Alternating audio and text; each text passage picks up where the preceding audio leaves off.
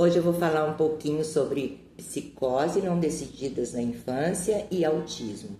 Por que psicose não decidida na infância? Porque a psicose, como eu já falei, é um estado mental, é uma condição, né, que a pessoa passa com algumas características muito fortes, de delírios, alucinações e comportamentos desorganizados e muitas vezes imprevisíveis.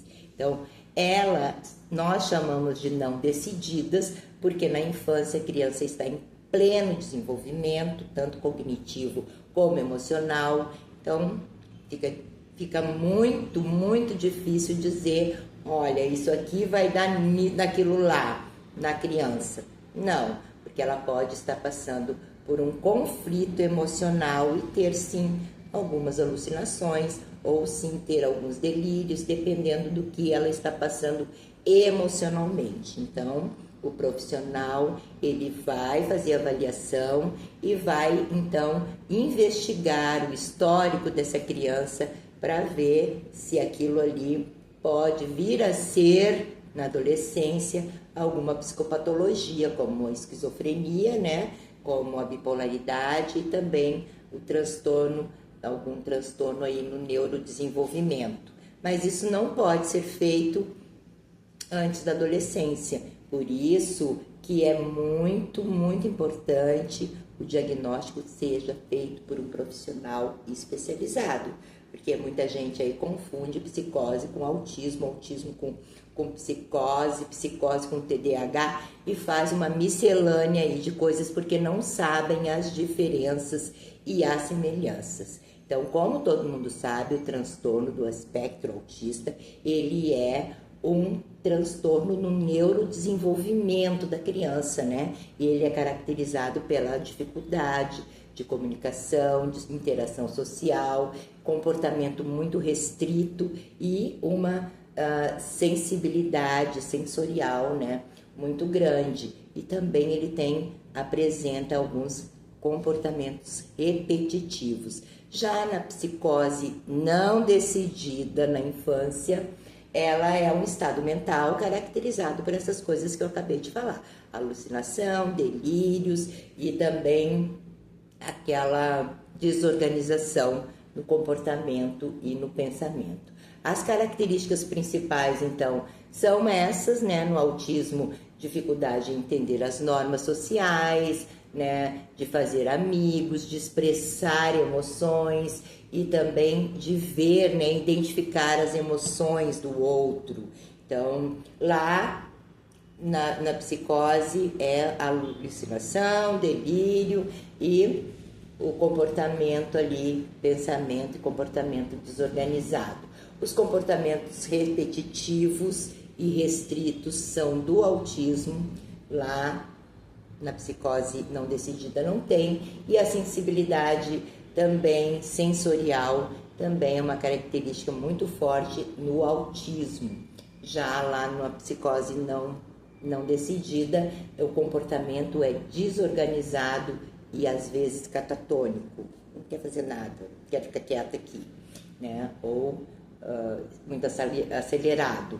Agora, as semelhanças no autismo. O isolamento social no autismo, ele tem dificuldade de interação e comunicação. Lá na psicose, o isolamento social pode ser resultado ali dos delírios, né, percutórios que ele tem, ou algum outro sintoma. Então, ele fica mais isolado, mas não é porque ele tem dificuldade de interação, é por causa dessas alucinações, esses delírios e esse pensamento desorganizado. O comportamento incomum no autista, ele tem movimentos repetitivos, geralmente, são padrões rígidos, né? É assim, e o interesse dele também é restrito, ele se interessa por poucas coisas, ou apenas uma coisa, às vezes, né? A criança brinca, né, somente com um brinquedo, tem dificuldade em comer outras coisas, a não ser aquela mesma comida. Então, lá na psicose não decidida na infância, o comportamento é desorganizado e as respostas são incomuns àquele estímulo. A gente pergunta uma coisa para a criança ela responde outra totalmente fora do contexto, não tinha nada a ver aquilo ali. Então, essa é uma característica forte na criança psicótica, né? A dificuldade de interpretar a realidade no autismo pode ver uma interpretação literal. O autista, geralmente, ele interpreta o que você fala como aquilo ali. Você diz, eu vou te matar, ele é capaz de interpretar que você vai matar ele mesmo. Então, tem que ter cuidado, né, no conversar. Ou ele também tem uma dificuldade em compreender as normas sociais, por isso que tem que ter muita paciência com ele, para ele ir entendendo as normas sociais de forma devagarinho, né? Ele vai conseguindo entender as coisas, porque eles são muito inteligentes. A dificuldade lá na criança psicótica, ela é causada pelos delírios e pelas alucinações dela. Então, ela vê coisas que não existem, né? E ela ouve coisas também que não estão sendo ditas. Então, esta é a característica ali das dificuldades de interpretar a realidade. Agora, as diferenças. A diferença é que no autismo começa desde os primeiros anos de vida, a gente já pode ver algumas características, né? Agora não vamos exagerar, viu? Porque tem gente aí, quando ganha nenê, ela fica só olhando no Google as características do autismo e fica fazendo testezinho lá com a criança, como se a criança fosse um boneco, né? Porque as mães ficam muito assim, né? Apreensivas com esse negócio. Até tem um texto aí da doutora Jerusalinski, filha do doutor Jerusalinski, que ela fala sobre isso, sobre as mães que descobriram, né, que a criança autista ela não respondia ao nome, então as mães começavam a chamar a criança por nada, né? Ah, Pedro, oi Pedro, e só para ver se a criança olhava, até que a criança descobriu que aquilo ali não era para nada, a mãe só queria nada. Então a criança começou a não mais olhar para a mãe, porque ela sabia que não tinha objetivo nenhum aquele chamado. E aí as coisas se complicam, então a gente precisa ter cuidado para não levar ao pé da letra as coisas que a gente escuta e também não generalizar todas as crianças numa bacia só, porque não são, nem os autistas são iguais, tá? Tem as suas diferenças, eles têm características parecidas, tem, mas eles têm a sua própria personalidade, cada um deles.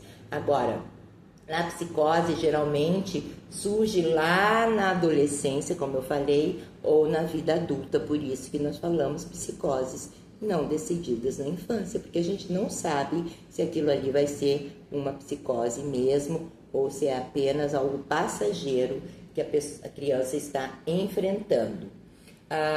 A contato com a realidade, o autismo ele é preservado, mas ele pode haver essa interpretação aí literal, ele leva ao pé da letra o que você falar com ele. Na psicose, já ele também tem o contato com a realidade alterada ali, porque delírios e alucinações existem ali na vida dele. Agora, a causa dos comportamentos no autismo está relacionada à dificuldade de se comunicar ou a padrões repetitivos.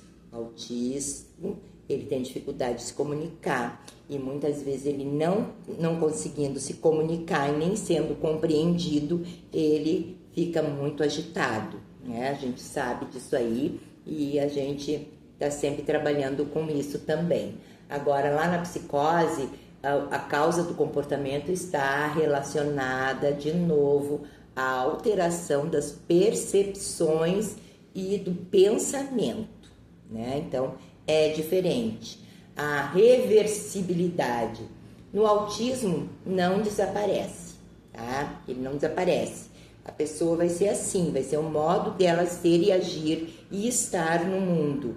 Então, ela pode melhorar muito com intervenções, né? Ela vai fazer psicoterapia, tem a intervenção da ABA aí, que é muito famosa e que dá muito, muito certo com crianças autistas. E no psicose, os episódios podem ser temporários, por isso que é não decidida na infância, né? Psicose não decidida na infância, porque esses episódios podem ser temporários e estão sempre sendo avaliados e eles sendo ali com terapia, sendo acompanhados e orientados. Isso pode passar ou pode ser um caso crônico, dependendo do caso. Agora, como que a gente vai saber? É só passando pela psicoterapia, né, para fazer essa avaliação e esse acompanhamento. As comorbidades entre autismo e psicose, as pessoas com autismo, elas têm maior probabilidade de desenvolver também sintomas psicóticos, de ter algum surto ali, né, algum delírio, especialmente na adolescência ou na vida adulta. Claro que eu estou falando aqui de pessoas que não estão sendo atendidas, que não estão sendo acompanhadas, que não estão fazendo tratamento nenhum, tá bom? Porque como eu falei, o tratamento psicoterapêutico, ele ajuda muito e tem os autistas podem viver perfeitamente bem na sociedade desde que eles façam esse acompanhamento até conseguir, né, serem pessoas autônomas e mais organizadas na questão social, né? Porque eles são organizados da maneira deles, é uma outra organização. E às vezes isso interfere ali na interação social, por isso da psicoterapia, da importância da psicoterapia. Agora, os diagnósticos equivocados acontecem muito, né? Acontece muito da criança vir porque agora é autista e aí vai se fazer uma avaliação, a criança não é. Ela está passando por uma psicose não decidida. Só que, às vezes, o profissional não está bem habilitado para fazer essa avaliação e, na pressa, né, ele dá um diagnóstico assim, que está errado. Aí, depois, para a psicóloga explicar que não, que aquele profissional não estava muito certo disso, aí é mais difícil, mas a gente consegue também fazer com que a família entenda, né? E até mesmo o profissional, quando a gente tem contato com eles, que estudar o caso, né, junto com esse profissional é muito, engrandece muito, né, o tratamento também do paciente. Agora, os sinais de psicose em pessoas com autismo. Pode acontecer? Pode. A pessoas com autismo pode ter sinais de psicose. Como eu falei, lá na fase adulta ou na adolescência pode vir a acontecer de ter alguma alucinação, algum delírio, né? Mudança drástica do comportamento também ou do pensamento dele. Temos que investigar por que isso está acontecendo.